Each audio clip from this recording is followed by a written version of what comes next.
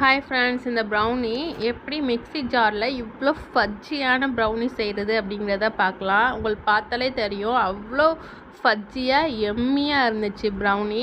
இந்த மேலே க்ரிங்கிள் டாப்லாம் நல்லா ஃபார்ம் ஆகிருக்கு. இப்போ தான் நீங்கள் என் சேனலில் ஃபஸ்ட் டைம் பார்க்குறீங்க அப்படின்னா லைக் பண்ணுங்கள், சப்ஸ்கிரைப் பண்ணுங்கள், கமெண்ட் பண்ணுங்கள், உங்கள் ஃப்ரெண்ட்ஸ்க்கு ஷேர் பண்ணுங்கள். இதுக்கு வந்து டார்க் சாக்லேட், பட்டர் அண்ட் நாட்டு சக்கரை, சுகர் ரெண்டையும் சேர்ந்து எடுத்து வச்சுருக்கேன். கொக்கோ பவுடர் வேணும், 3 எக் எடுத்து வச்சுருக்கேன், மைதா, அவ்வளோதான் இதுக்கு தேவையான பொருட்கள்.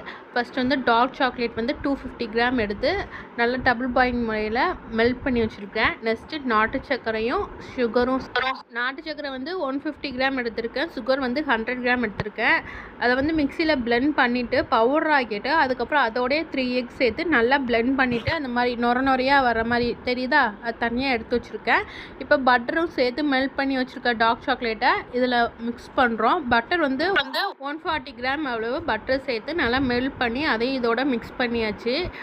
ஓவர் மிக்ஸ் பண்ணக்கூடாது, லைட்டாக தான் மிக்ஸ் பண்ணணும்.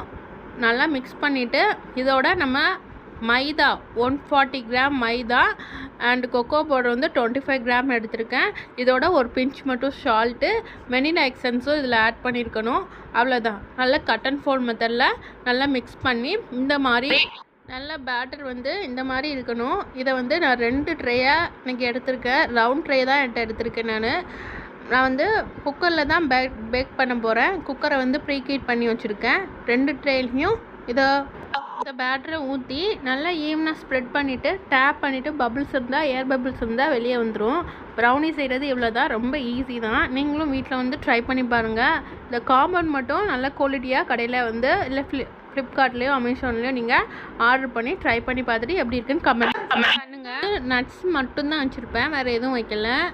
இந்த பேட்டரில் வந்து மில்க் காம்பவுண்டும் ஒயிட் காம்பவுண்ட் மட்டும் எடுத்து நல்லா ஸ்லைஸாக குட்டி குட்டியாக கட் பண்ணி அதை உள்ளே ஃபில் பண்ணியிருக்கேன்.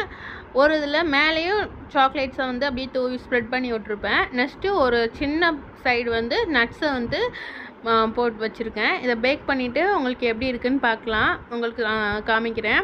இந்த சேனல் பிடிச்சிருந்துச்சுன்னா லைக் பண்ணுங்கள், உங்கள் ஃப்ரெண்ட்ஸ்க்கு ஷேர் பண்ணுங்கள், சப்ஸ்கிரைப் பண்ணுங்கள்.